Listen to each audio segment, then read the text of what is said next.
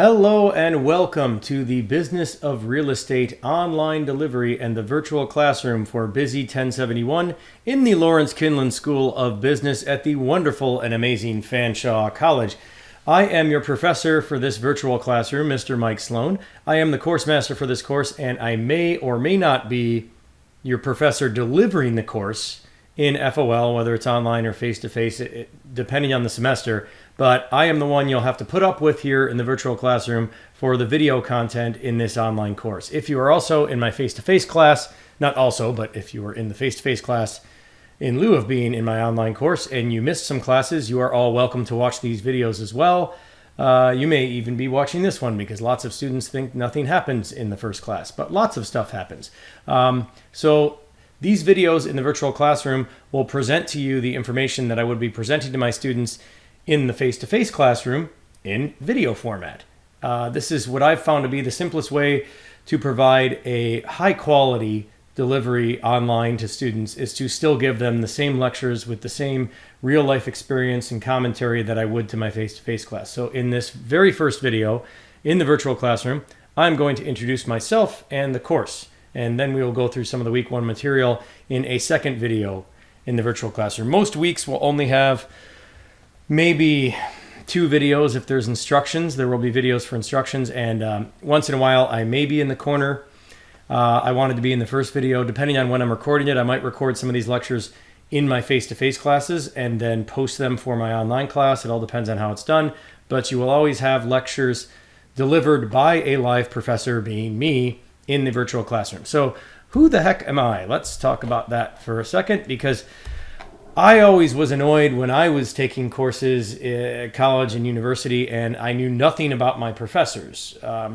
And I'm opening my personal introduction with this slide because this course has just been redesigned. Depending on when you're watching these videos, maybe it was a year or 2 ago, but that's still pretty fresh for a new development on a course. And I made a course that's not just about real estate, but it's about life in real estate, life in a sales commission career, and some of the things you may encounter and learn about that might help you in other careers. So it's definitely a real estate course fundamentally, but there's a lot more going on here, and that's demonstrative of a real estate salesperson's career. There's always a ton of stuff going on, and I am one of these people. I am a real estate salesperson, but first and foremost, I am a full-time marketing professor here at Fanshawe College. I just wanted to lead into this so you know this course is not just going to be a bunch of paperwork and policies, although we will have to deal with a bit of that. We're going to talk about the business and having a career in the industry of real estate and the many avenues you can take and how much money you can make and all of these great things about it. So how did I get into this and who am I? I am Professor Mike Sloan. I'm a full-time marketing professor here at Fanshawe College. I have been since 2008. I've been teaching courses partial or part-time since 2002. I got full-time in 2008. I was very, very lucky to get that. My credentials, if they matter that much, because I think real-life experience matters more than anything, but I went to Michigan State University. That's where I earned a Bachelor of Arts in Business Marketing and a Bachelor of Science in Park, Recreation, and Tourism Resources, which is kind of like the business side of recreation in our natural environment.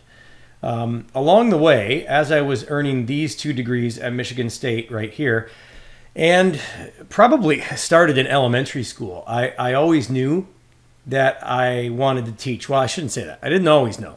Up until about grade 7, I hated school, and I had a teacher named Miss Miller who completely changed my mind about everything and taught me that learning could actually be fun and enjoyable and all sorts of great things. So I decided I could do that, and I was always a bit of a class clown and performing in front of people. I'm like, I could be a teacher. I seem to learn stuff pretty well. I could do this. But as I got into high school and got really, really into water sports and all these expensive things, knowing that my parents were going to cut me off very soon after that, I decided I couldn't be a teacher. Even though the same thing happened to me in high school, I was like, yeah, I'm going to be a teacher. Look at how this Mr. R in high school, my French teacher, and I'm from the States, which is another thing I'm going to throw in there in a second, but still had to take French somehow. So I ended up going to Michigan State and getting these 2 degrees that had nothing to do with education, even though I wanted to be a teacher because I'd gotten into all these expensive water sports and traveling with my parents, and I wanted to keep doing that. And I figured the kind of lifestyle I wanted could not be afforded on a teacher's salary. And this was growing up in the States and learning lots about different aspects of business and sales. So I got out of Michigan State and I went right to work in sales. I worked for a big, huge telecommunications company named WorldCom, and I learned a ton about relationship marketing, sales, trying to match up customer needs with products. I learned tons about Excel. I learned tons about working with a team and teaching people. And as usual, my favorite thing was education. Then I started my own surf shop with a buddy of mine. I was really into e-commerce and websites back in 2000, right when that stuff really started to take off. Ran that for a couple years. Still best friends with that guy somehow. Don't go into business with friends. That's not the best idea. But we got out soon enough. And it went okay. We broke even. I learned a ton about e-commerce, digital marketing, back in the day, too. This was a while back. But again, it always came back to teaching. So I finally decided I'm going to get my Bachelor of Education and I'm going to become a teacher, okay? And this is where Fanshawe came in. So, 2007, that is correct. It was the winter of 2008. Yeah, wow. I've been here so long, I barely know my history correctly. So, yes, full-time since 2007, part-time since 2002. I got my Bachelor of Education here in Canada. So I'm from the States, but I grew up with my family bringing me to Grand Bend every summer. And I looked into the cost of going to school in Canada versus going back to school in the States. And this is me being from Michigan and maybe going to a school in Michigan and getting my Bachelor of Education. Even as an international student, it was still 1/3 the cost to get my Bachelor of Ed here in Canada. So I applied to a few schools. I got into a couple of them. I ended up going to Western here in London, got my Bachelor of Education, got a job at Fanshawe, teaching a course an Excel course, actually, several sections of it in the fall of 2002, and pretty much never left. As I always had thought since grade 7, I was meant to be a teacher, and I love it. And this is my job first and foremost. Several years ago, I went back to school at the University of Waterloo in Waterloo, Ontario, and I got a Master of Arts in the Digital Experience Innovation. It's the craziest name ever for a program. Let's just call it digital marketing because that's what it is. So I have a very extensive background in marketing and sales. Okay, when was that? I started to notice, I should say, the student rental market around Fanshawe College. This is before all that bad stuff happened on Fleming Drive. And I saw a lot of potential with the student rental market around the college because the houses were half the price of the ones around Western University, UWO, but the students were still paying the same rate to rent a room. So I got a couple student rentals. I picked up a duplex actually near downtown. This was back when it was easier to get mortgages. This was maybe 2005 to 2010 or 11. I had these different houses. And I had some experiences with real estate salespeople, realtors, that I didn't love. And I thought, you know what, I'm working at Fanshawe College. I'm very knowledgeable about the market in this little tight area. I should just become my own realtor. So several years after I got full-time at Fanshawe, around 2010, I became a licensed, well, it was late 2010 actually, I became a licensed real estate salesperson. Otherwise known by the public as a realtor or a real estate agent, which is a bit of a misnomer. We're actually going to talk about that here in week 1. But I've been doing that in conjunction with my full-time job at Fanshawe College since 2010, and I've been involved in real estate and involved in marketing, sales, and doing, not just because I sold one of my own houses, but because I was starting to get into rental property stuff where I was living at that time in Grand Bend, Ontario. I've been involved heavily in real estate probably since 2008. So I have a little over a decade of experience in the industry. And some might say, well, Mike Sloan, how did you end up picking up this course at Fanshawe if you've only been doing real estate for 10 years, because you learn the most about the business in those early years. And unless you're successful early on, a lot of people in this business tend to let their skills slip away, which I have definitely not done. So this is what I always tell my clients in real estate. Well, how can you service us if you're a full-time marketing professor at Fanshawe College? In Fanshawe College, my job does come first. And I explain to them, well, I'm a better realtor because of the things I know and understand about business as a professor and valuation and digital marketing, stuff like that. And to be completely straight with you guys, in a course like this, I think it goes for all of my courses, but I'm a better professor because I'm working in real estate outside of the college. All of my digital marketing skills are way up to date. I'm staying on top of everything, which is something I might not be doing that if I didn't have another job where I needed to do that. So I am an active real estate salesperson, selling right now in the market. I work in a town that's much busier in the summertime when things are a bit slower at Fanshawe College. So I'm very lucky to be able to do these two things at the same time. But that's the other big thing that I do. So I have a pretty strong background in education. Real estate salesperson. I got my license near the end of 2010, and I did have, I think, 2 sales through the fall. But I say that 2011 was my first real year in real estate. So spheres of influence. We're going to talk about this a lot, okay, in this class. And I know I'm going kind of on about my personal introduction, but it's very important to me that the first thing you understand in this course is that the person teaching you this material and the person that developed this course is someone who is in it every day and someone who is working 2 jobs and still managing to get this done. And when you're involved in a sales career, and that's what this will be, unless you go off and do something like appraisal or maybe a mortgage broker, well, that's still sales, but you're going to find that you have these groups or these little compartments of people in your life where you are influenced, where you get leads from. So we call these the spheres of influence in a sales career. And I have these professional spheres. So just to give you a bit more background about where I came from, because you know my education now, you know I'm from the States. My family had a place in Grand Bend. Now I live in Grand Bend. This is what's going on in my life. So my main thing is Fanshawe, okay? I also do real estate. I also made a lot of connections in Grand Bend when I used to run my own business.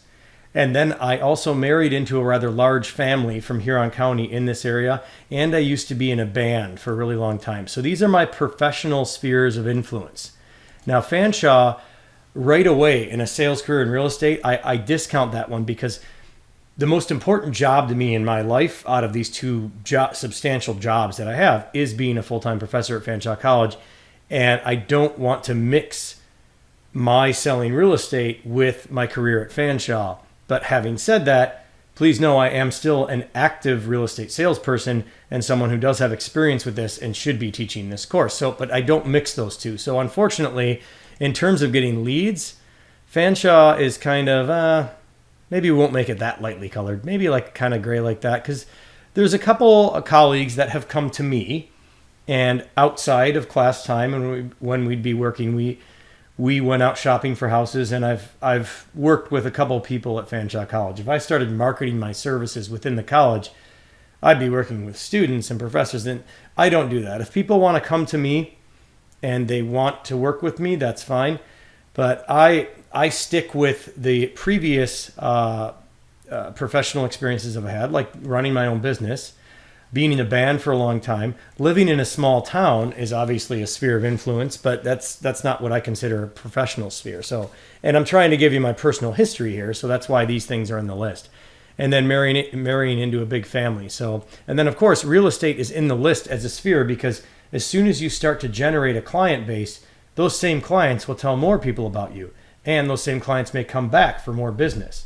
So I keep Fanshawe out of the mix in terms of my lead generation and building my real estate business, but I do have numerous streams or spheres where I'm bringing in leads. Now, this is what it looks like professionally, okay? My life spheres are a little different, and I will introduce myself personally now, very briefly. there's me. That's my main thing that I do. But really, at the end of the day, my family is most important to me. Now, because my working 2 jobs has become so dominant in my life, and I've never been that big on social media. I'm big on using social media to generate business. I'm not that big on social media. So at the beginning with Instagram, I was like, yeah, I want my family to see me doing some stuff. And this is a great way for me to show you the other sides of my life. This is me kiteboarding in Lake Huron. I have a lot of friends in the sport. I used to run a shop selling this equipment. So I had a surf shop in Grand Bend and an e-commerce website for a while that I mentioned. And I still like to do this as much as I possibly can.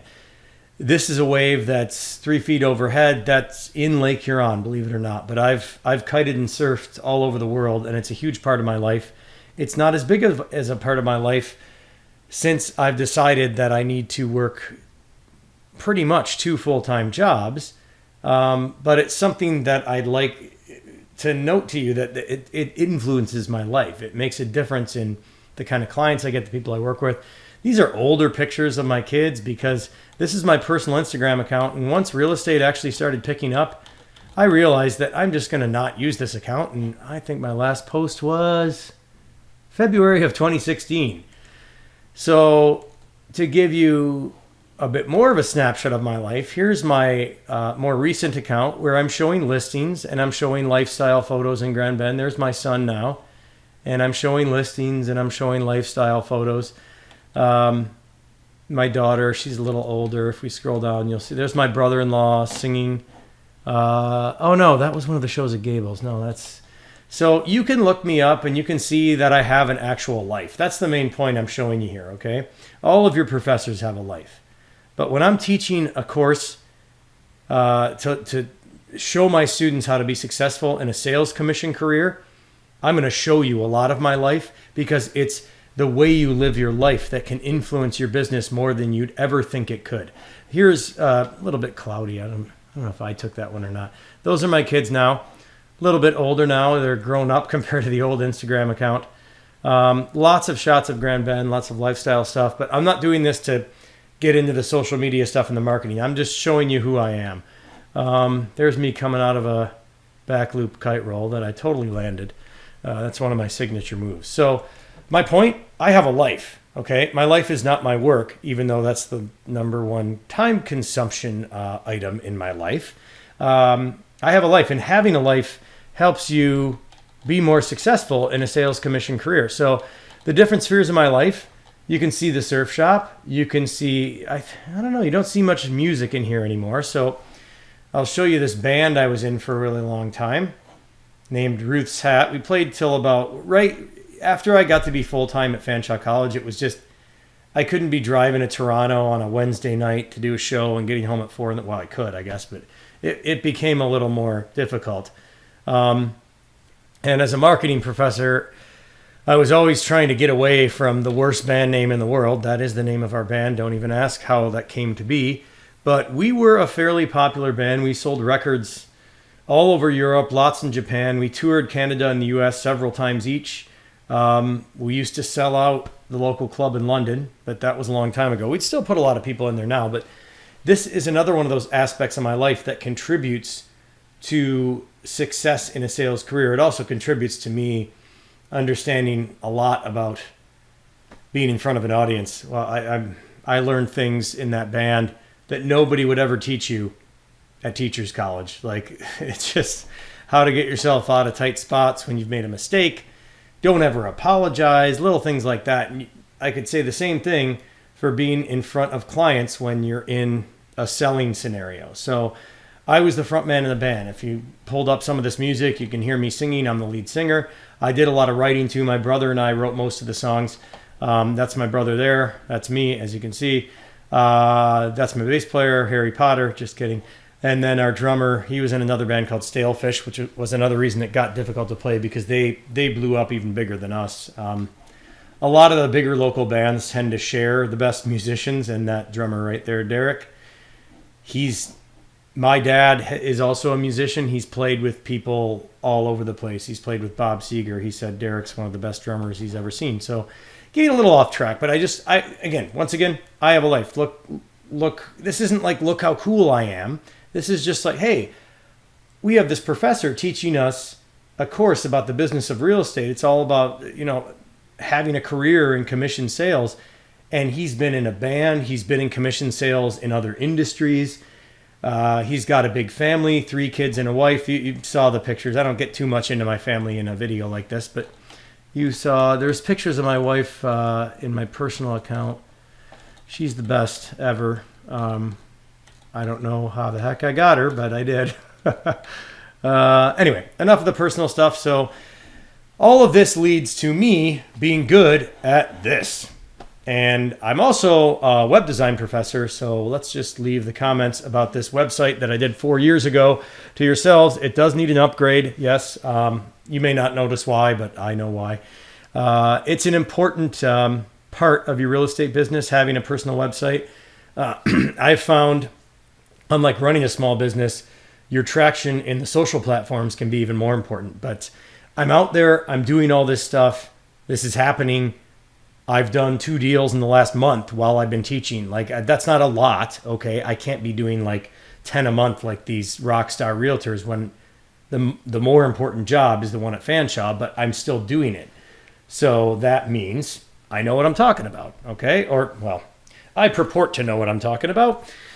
I'm sure you guys will feel that way once you've gone through several weeks of this course. So that's who I am. I'll be teaching you this course. Moving on to the next part of this video, because this is our very first lecture video. It's just a professor introduction. Now we're going to introduce the course briefly and then get into the content. You see me swinging my hands around here? There's like this little tiny bug. It's driving me nuts.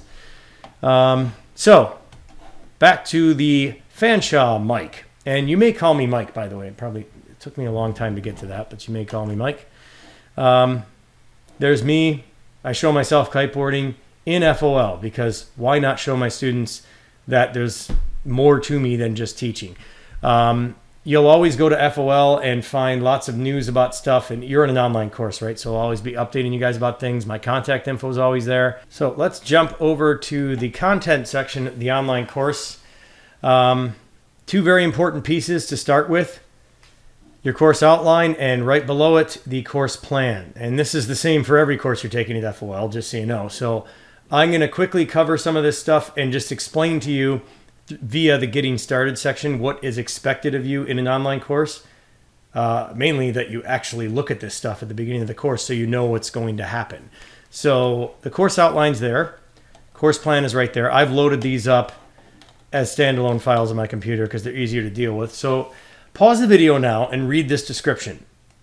No, I mean it. Seriously, pause the video and read that. I want you guys to actually have a good idea of what this course is about, okay? Pause it. Okay, good. You're back. So, as you can see, per my commentary at the beginning of the video, this course is about a lot more than just real estate. Even if you are taking this course knowing that you're never going to be a real estate salesperson, but you just needed to fill a gap, or you just thought you'd explore the idea of real estate a bit, or maybe learn more about houses and learn more about real estate if you want to flip houses. There's lots of reasons to take a course like this. You're going to get some value out of this, I assure you. Okay, so course description is there. Now I'd like you to pause the video and give these outcomes a read. No, I mean it. I'm serious. Pause the video and just read them, okay? I make my students in class listen to me read them. I'm not going to make you guys do that. Okay, thank you for doing that. So these are the things you will be able to do or get out of this course. And it drives me nuts when I see course outlines in other programs, not the Kinlan School of Business, other areas, maybe other schools, because we don't mess around with our course outlines and our course outcomes, because these pretty much give the students, even before taking the course, a snapshot of what they're going to encounter. So when you see these course outcomes, we are going to do this stuff, and it is going to happen to you, and you will be competent in all of these areas. Okay? Essential employability skills, you're welcome to read through the rest of this. Welcome to. You should look at the rest of this to make sure you understand how the course was built and what programs it's, vocational learning outcomes and the programs they're pulling from. And the textbooks, we'll talk about that in a second, and then a bunch of standard college stuff that, again, you should look at. And then in all my course outlines, I also include when the deliverables will happen. So depending on the semester, these may not actually occur during those weeks, and that's why I never put exact dates in for anything like that. They will occur when your professor advises you that we have gotten it to that point. Sometimes, like I'm experiencing this semester, I had very late enrollment. I'm just doing this video during the early weeks to introduce the students to everything. I'd done one already, but there's things in it that had already changed, so I thought, you know what, I'll just do some fresh videos. The newer, the better. Okay, but dates may change, things may turn out differently, so that a lot of this is subject to change. That's all I'm trying to say. Then the next file, which I also have already loaded up here, the course plan. This is the one that's more important because it tells you what you're doing and when. But in an online course, the biggest thing is keeping up with your professor. So you can look at this, but it's not likely to be exactly like this in any given semester in terms of when the stuff occurs. Because I will allow my students with this mini test, when we get to that, the 10% mini test, to take it within like a 10-day time frame. So I might open it up at the end of week 3, and then you can take it through week 4. I might open it up a week and a half into the course, and you just have to have it done by the end of week 3. So it says done by the end of week 3, but this, as I'm explaining to you, this stuff can be subject to change. Just know that all you have to do, once you realize all this stuff is happening, and I don't need this file anymore either, you have the basic skeleton of it, you need to be on FOL frequently if you're in an online course to know when things are happening. And your course calendar, as soon as something has been scheduled, it should populate that stuff. And further to that, when you have submission box evaluations, they should be there with dates. And you also will have a checklist.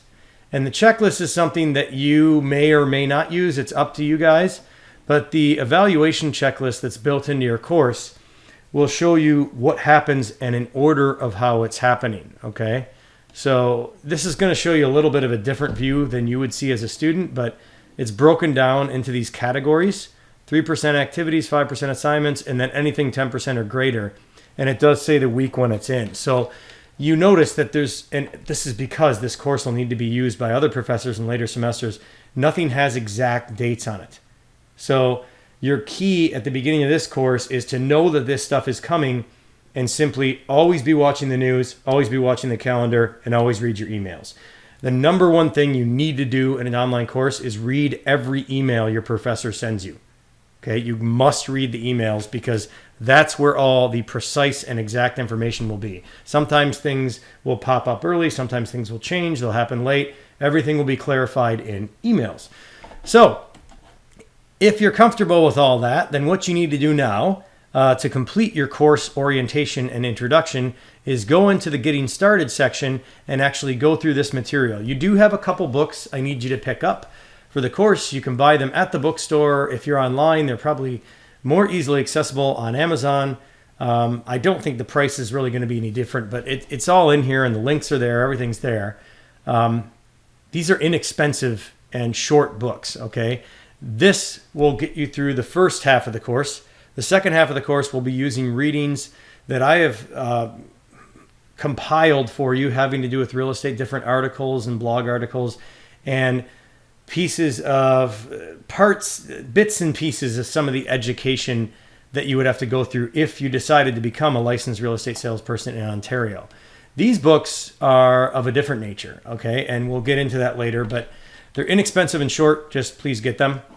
And if you go through the Getting Started section by starting in the first file here, and I'm just going to end this video on that so you can go ahead and do that, it will basically walk you through the course and what's in it and what's set up, and there's links to everything, and it shows you.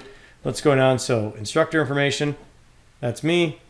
Okay, you're going to see that I provide a lot of contact information here for my online students. It's near the end of the video. Oh, there's me doing some music. See, there you go. Talks a little bit about me. I've already talked about all that stuff. And it does provide, for urgent matters only, my cell phone number. Okay, I figured I'd reveal that to you later in the video. If you're still watching at this point, you're probably in my online section. I'm easy to get to if you're confused about anything. Otherwise, just keep reading the emails and you'll be fine. Okay, always keep up with the emails. Again, you might go in here and there might be someone different there. Okay, and they would be your professor for the online delivery of this course in lieu of me.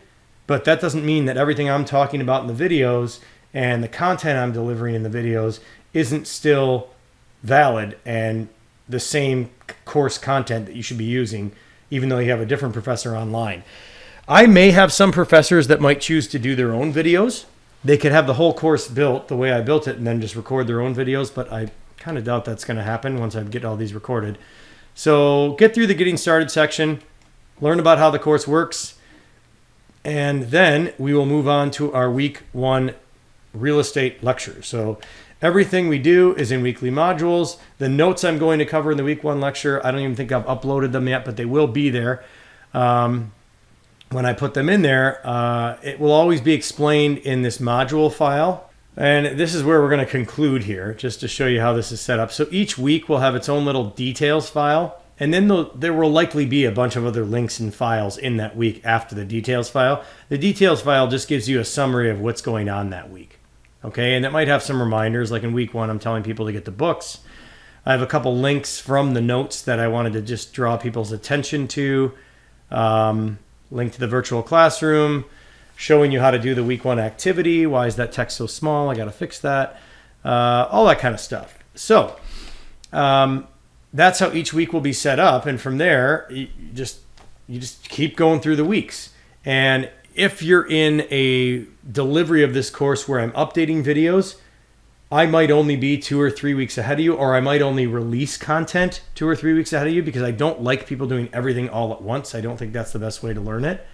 But generally speaking, most of the content will be available at the beginning of the semester for the whole time, like through the rest of the semester. So you just follow the lead of the details file in the course content, and then any other links that are in there, you can just kind of follow through them. The details file is just so you don't miss anything. The first thing you should really do is go to the virtual classroom, watch my videos each week, and then complete any other work for credit that you have to do. And then just keep going through it. Then you might have links like this that I'll make a reference to in the week 1 lecture. So that's the course. That's how it works. That's who I am. You've been given like the full kind of breakdown of everything that's going on here. Why is that not loading up? Come on, computer. And to summarize, right here. Okay, so my honest distribution of the life spheres. And this is one of the reasons I'm really excited that I'm teaching this course, is because here I talk about, these are my spheres of influence in terms of professionalism. This is how I break my life down in terms of importance. Okay, family first, then kind of, being good to myself, getting on the water whenever I can, exercising. Music is still a big deal to me. I get to it when I can. And work. But work takes up the most amount of time. It doesn't mean it's the most important to me.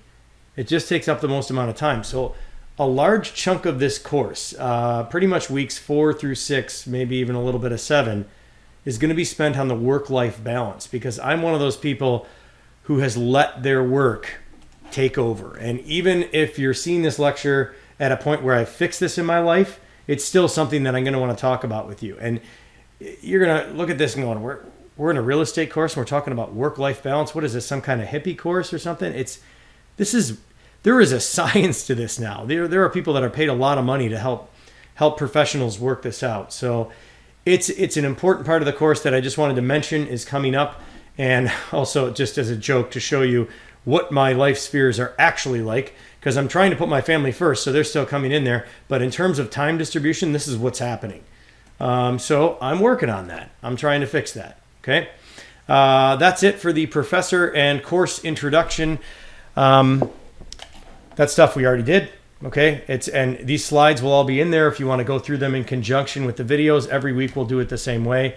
I'm going to end this video here. In the next video, we are going to start with talking about real estate. Thank you for watching. Welcome to the online course. You're going to love it. This is going to be awesome. Remember, in YouTube, if these videos get kind of long and boring, you can speed me up a little bit, just not too much. Okay.